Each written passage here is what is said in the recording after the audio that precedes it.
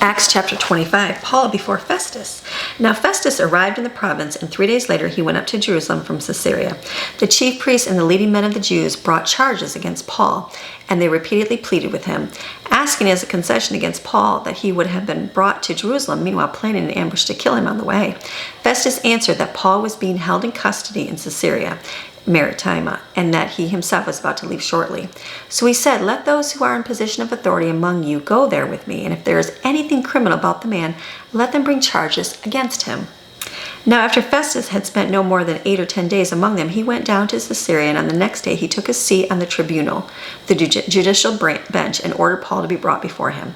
After Paul arrived, the Jews who had come down from Jerusalem stood around him, bringing many serious charges against him, which they were not able to prove. While Paul declared in his own defense, "I have done no wrong and committed no offense, either against law of the Jews or against the temple or against Caesar."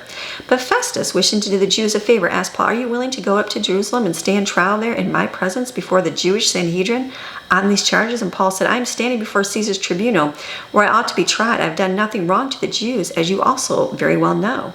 Therefore, if I am guilty and you have committed anything worthy of death, I do not try to escape death.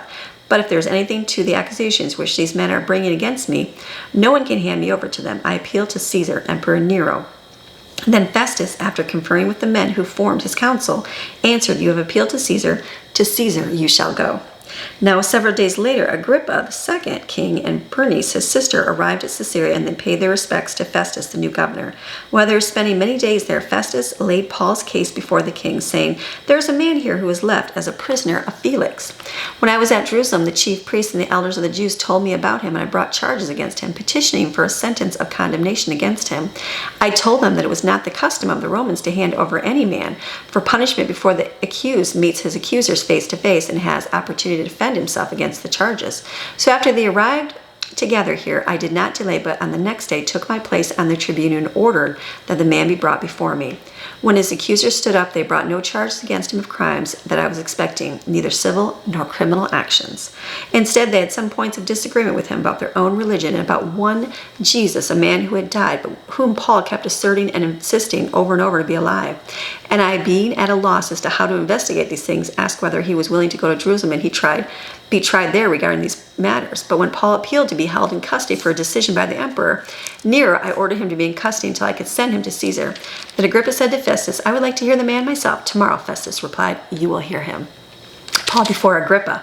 So the next day Agrippa and his sister Bernice came with great pageantry, and they went into the auditorium accompanied by the military commanders and the prominent men of the city.